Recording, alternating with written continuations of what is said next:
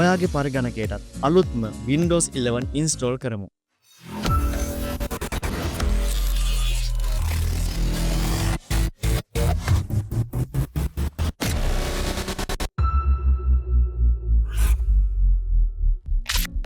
සියලු දෙනාටම සුබ දවසක්. ඉතින් අද අපි කතා කරන්න යන්නේ අපේ පරිගණකයට කොහොමද Windows install කරන්න කියලා.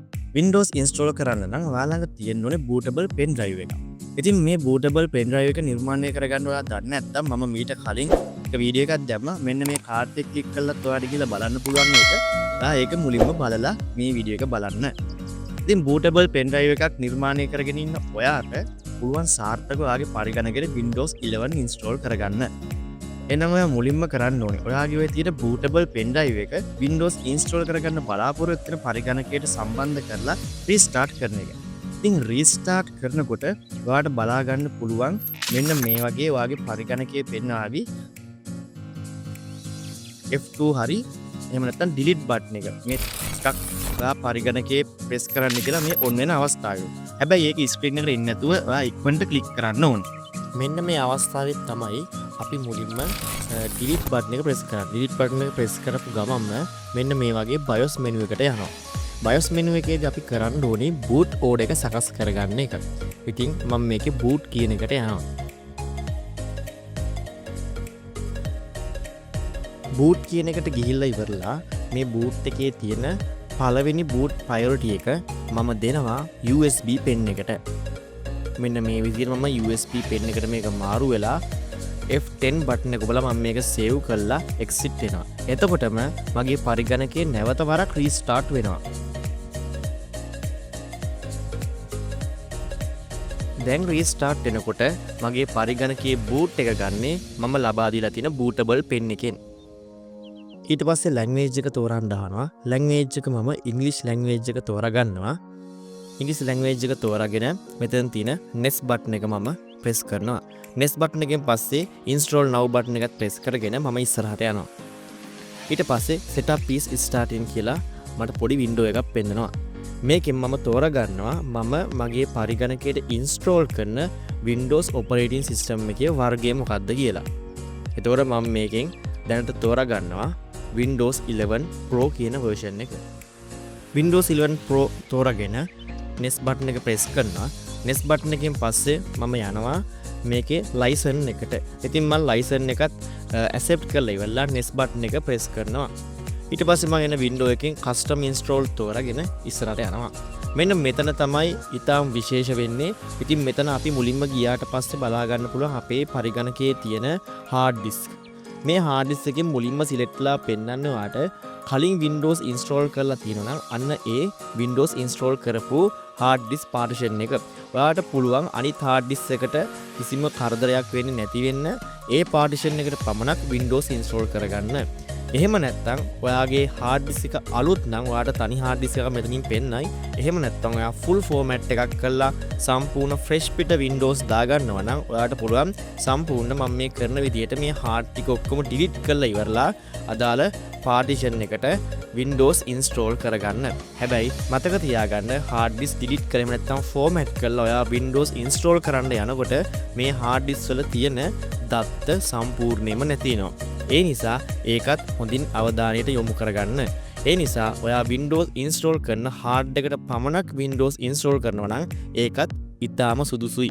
එතකොට ඔයාගේ data වලට හානියක් සිද්ධ වෙන්නේ නැහැ. ඉතින් දැන් මම කරන්න යන්නේ මගේ මේ තියෙන තනි hard disk එකේ තියෙන partition ටික ඔක්කොම delete කරලා තනි hard එකක් බවට පත් කරලා තනි partition එකක් බවට පත් කරලා Windows install කරන්න යන එක. ඉතින් ඒකට මම කරන්නේ මුලින්ම මගේ hard disk partition ටික delete කරගන්න එක.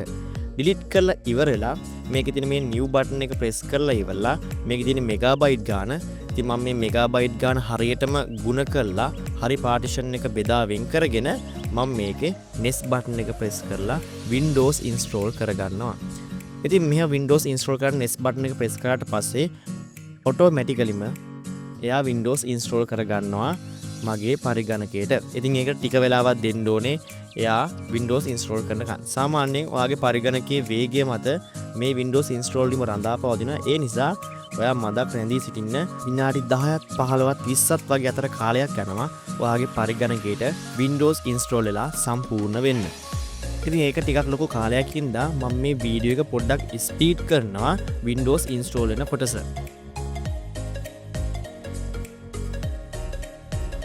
හරි Windows install ලා ඉවරයි. දැන් වෙන්නේ update install වෙන එක. ඉතින් අලුතෙන් එන features ටික update වෙන එක තමයි දැන් වෙන්නේ. අප්ඩේට් වුණාට පස්සේ ඔයාගේ පරිගණකයේ නැවත වරක් රීස්ටාර්ට් වෙනවා. ඉතින් මේ රීස්ටාර්ට් කරන මොහොතේ ඔබේ පරිගණකයට සම්බන්ධ කරලා තියෙන bootable USB pen drive එක unplug කරන්න. නැත්නම් නැවත වරක් USB pen drive එකෙන්ම boot වෙන්න යා try කරනවා. ඒ නිසා රීස්ටාර්ට් වෙන මොහොතේ ඔයාගේ පරිගණකයට සම්බන්ධ කරලා තියෙන USB pen drive එක unplug කරන්න.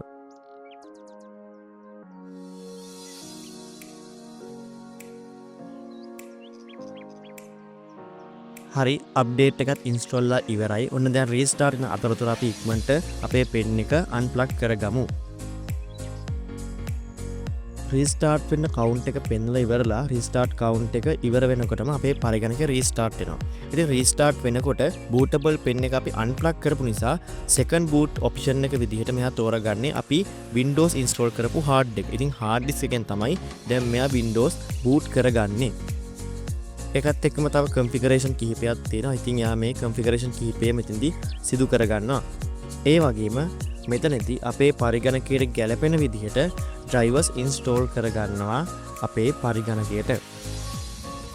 හරි drivers install කරලා ඉවරයි. ඉතින් ඊට පස්සේ තව අපිට setting කිහිපයක් හදාගන්න දින අපි ඊළඟ menu එකට මෙතනින් යනවා. ඊට පස්සේ just movement කියලා අපිට පොඩි flash screen එකක් බලා ගන්න පුළුවන්.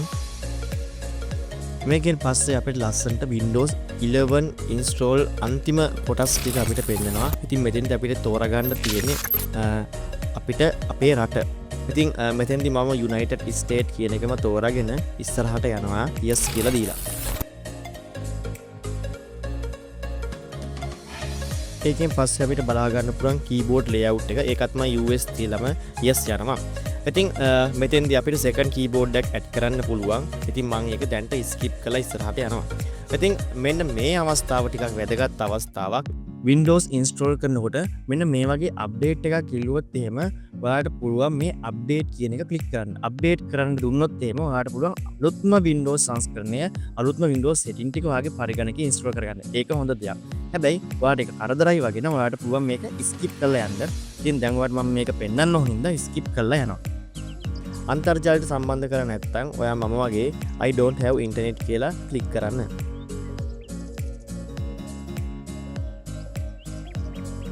ඊට පස්සේ ඔයාට මේ පෙන්වන choose privacy setting කියන එකේ ඔයා next button එක press කරලා ටිකක් පල්ලෙහාට next button එක press කරාම ටිකක් පල්ලෙහාට එනවා.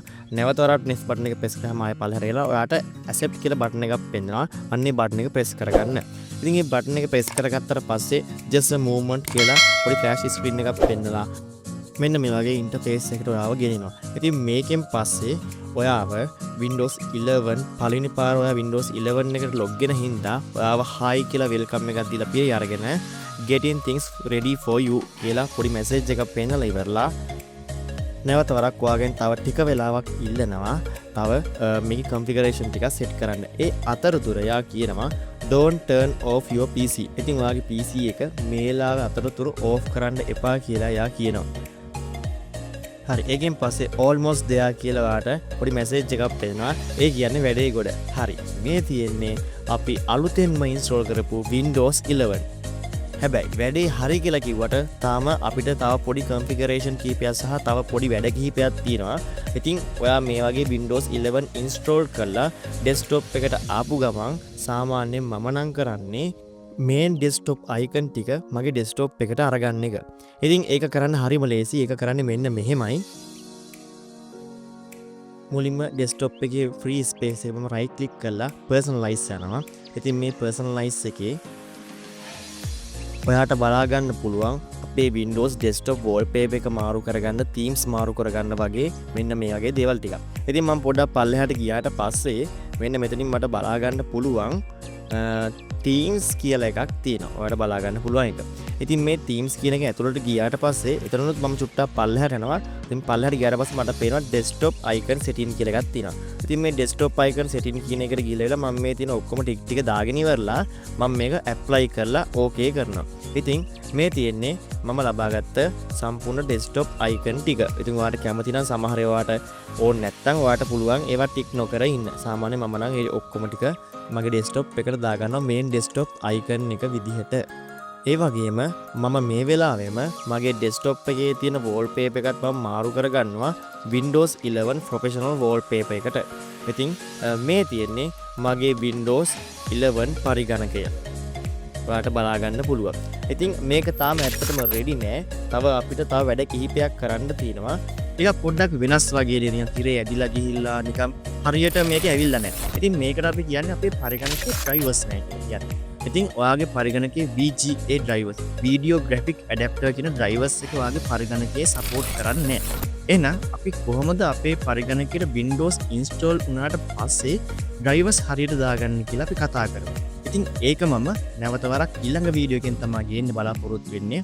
ඉතින් මේ වීඩියෝ එකෙන් ඔයාලට බලන්න පුළුවන් ඔයාගේ පරිගණකයට කොහොමද සාර්ථකව drivers install කරගන්නේ කියලා.